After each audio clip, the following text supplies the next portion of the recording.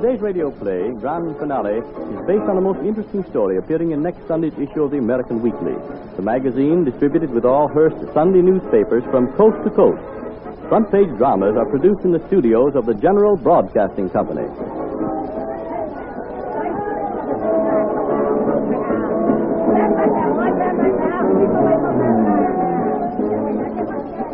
The circus is here. Outside the town, the striped tents with pennants and flags flying, the multicolored posters, the red and gold wagons, the midway and sideshows going full blast, herald the annual visit of a mammoth traveling show. In the main tent, the three-ring kaleidoscope of bewildering and simultaneous entertainment is drawing to a close the afternoon performance. In the dressing room tent of the star performers, Signor Amati Bellini, the wizard marksman, and Anita Lamour, his living target, are preparing for their matinee appearance. Nita! Yes, Amati. The rifles, you have loaded them? Of course, Amati. Doesn't my life depend on them being loaded right? It pleases you to forget to fire them at you. I'm only joking, Amati. May I come in? Yes, if you wish. What's the matter, Amati? Nothing. What do you ask? Don't you love me anymore? Nita, we go on in a few moments. Why must you start with that now? You don't love me. You're tired of me. I'm going to make a slight change in our routine today, Nita. Instead of outlining your right side first, I'm going to do the left one. Why can't it be like you used to be, Amati, when we first fell in love? Did you hear what I said, Anita? Yes, I heard. What's the matter, dearest? Oh, Najala, will you keep your mind on the act? I tell you of a change which might cause you a painful injury if you are not expecting it, and you pay no more attention to me than if I ask you what time it is. Don't worry, Amati. I'll be expecting the bullets on my left side first. Well, see that you do.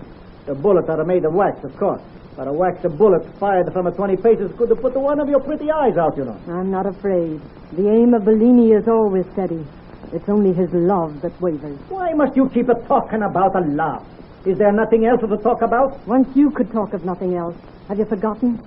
Or is that subject reserved for someone else? Mind your business. I was right. You're in love with that lion tamer's partner. Listen to me, Nita.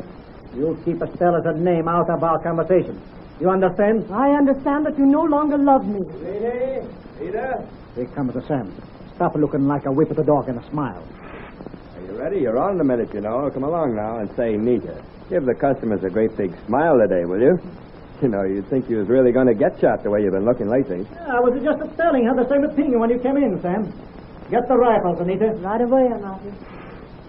Well, how's the crowd today, Sam? Jammed to the top.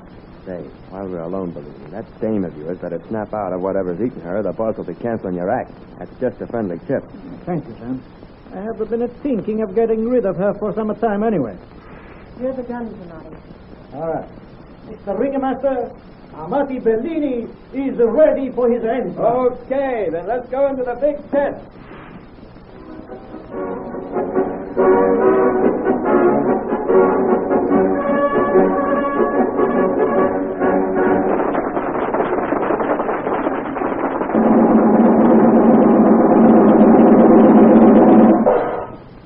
Ladies and gentlemen, silence, please.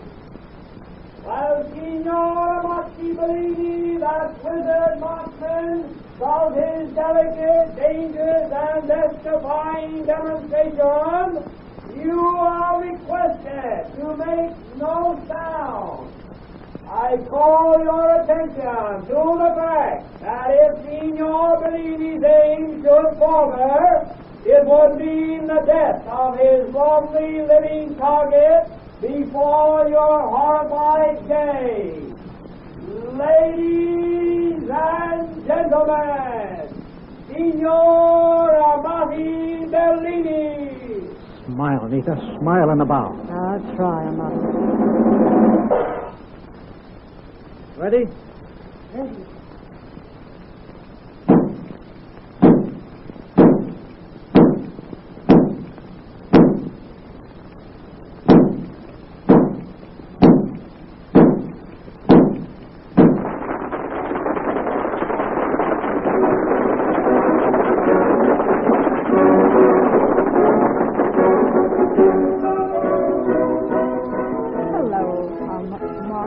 Well, I didn't see you. Did you see my act? How say, and did you wow 'em? What did you wow? I don't understand. I mean, you panicked the customers. You was a sensation. Oh, a sensation. Yes, thank you, fella. Did you hear that, Anita? Fella says I was a sensation. I heard her. Signs of an early fall. Feel the chill, Marty? Yeah. Well, I'll be seeing you. Here, Anita. Take the guns back to the dressing tent. Where are you going? Mind your business. I'll see you later. Marty, what have I done to make you like this?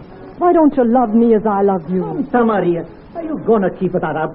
Don't I take care of you as good as always? Yes, but you never speak of marrying me anymore. Have you forgotten the plans we once made, Marty? What's happened to that little cottage in the country we were going to build when the season's over? Now, listen to me. You and me are a business partner, and that's all from now on. I'm not going to build any cottage for you, and I'm never going to marry you. I don't want to have you bothering me anymore. Do you understand? Hey, pipe down, you two. Do your billing and cooing in the dressing tent. Not out here under the big top. Now beat it. Sure thing, Sam. I was just going anyway.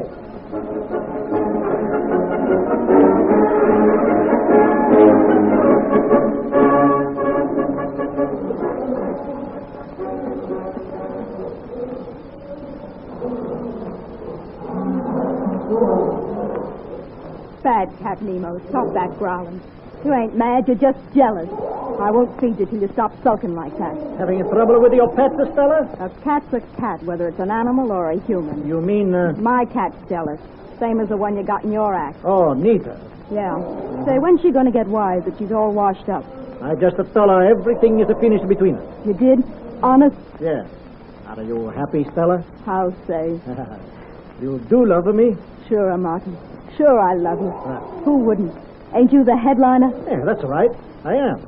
But it won't be long before I leave it as a cheap circus and I go into vaudeville. I shall make more money. Then I can build a little cottage for us in the country, eh? When do I start in your act, Marty? Half in the act. Yeah, when do I get to be your target? You say you told that dame of yours everything was off. Yeah, I did so. But I meant I'm not in love with Nita anymore. That is all over, yeah. But she has a contract for the season. Break it. No, I can't do that, no. Why? No, she would sue me, and I cannot afford to have that happen to me now. It would ruin me. Besides, you have never done Takadu work. I shall have to train you. 1/10 of an inch off of the range, and you would be seriously injured. For a life, maybe. Injured? That's an idea, Marty. An idea? What do you mean? An accident would break a contract if it was serious enough. Stella, you mean... Oh, no, I could not do that. No? Well, think it over for a while, sharpshooter. Think it over.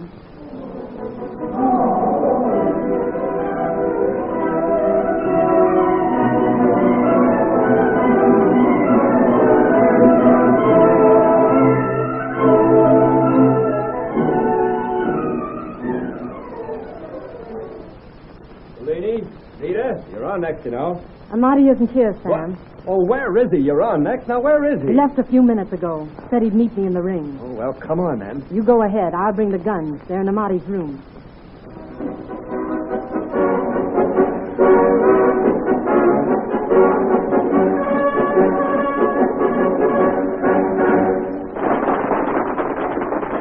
What's next, Ivy?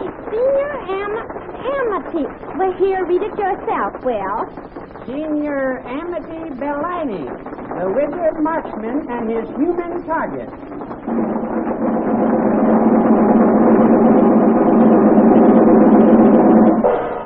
Ladies and gentlemen, silence please. While Signor Bellini, the wizard marksman of his dangerous, justifying demonstration... Heavens, I don't dare look. Is he going to shoot at her with those real guns? Oh, heck, Ivy. It's just a trick. Them guns ain't loaded. It would mean the death of his falsely living target before your horrified gaze. Ladies and gentlemen, Signor Amati Bellini.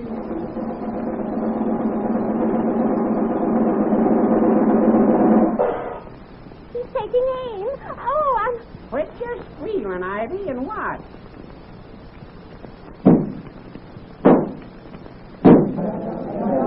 Will, the girl's fallen. In the heat.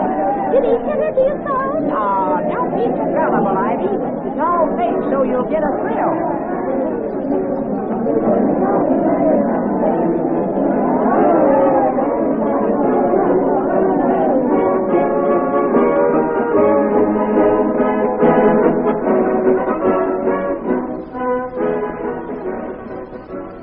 Here, bring her in here, boys. Here, right this way. Here, hold that flat back. Here. Nita, Take it easy. Take it just easy. speak to me. Stand back, everybody. Stand back. Sam, is she... Oh, wait, I'll see. Out of flicker. No, you can't mean it. Nita's not. She's dead, Bellini. Oh, yes. So you thought it over, Amati. No, I didn't kill her, fella. She moved as I fired. Clear out of here, everybody. Everybody. There's nothing more you can do here. Come on. There's something I can do. Who are you, a doctor? I'm sheriff of this county, and I saw the whole thing. I'll take charge of this. Don't let nobody touch anything, Ed. Give me those guns. Here you are, Sheriff. This one's loaded with real bullets. What? You load this? No, Nita did. She always loaded them herself. Ask the ringmaster. Tell him, Sam. Tell him Anita always loaded the gun. Bellina's right, Sheriff. Dean always did load them just before the two of them left here to make their entrance. How about tonight? Well, tonight when I came to call the act, Bellini wasn't here. And Nita said that the guns was in his dressing room. That's so? Where were you, Bellini? I was visiting a friend. He was with me. What of it? Anybody ever hear this man and his partner quarreling? I have. They had a flare-up about a week ago. Right in a big tent. I had to pipe him down. He told her he was through with her. I see. And you're the new flame, eh, Blondie?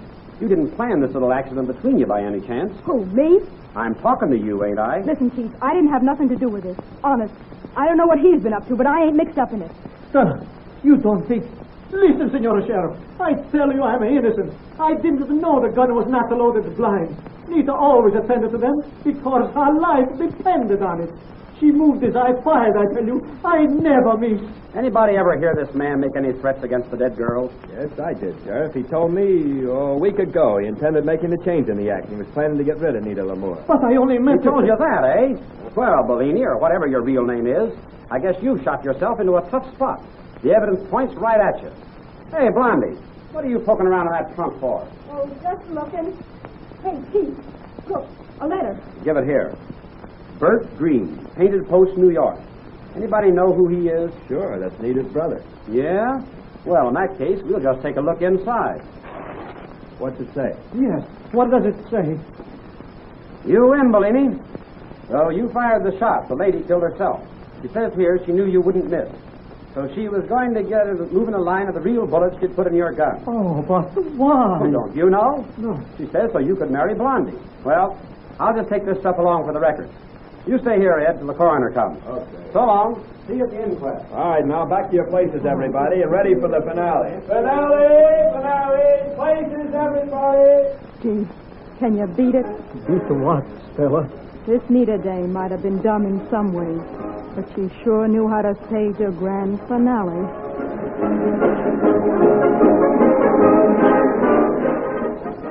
Be sure to read the interesting details of how a girl cleared the way for her rival and almost had her sweetheart hanged for murder.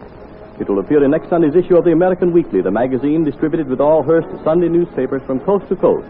The story will appear under the title, Love Tragedy of the Circus Sharpshooter and His Living Target. This is Wentworth announcing and turning the microphone over to your own announcer.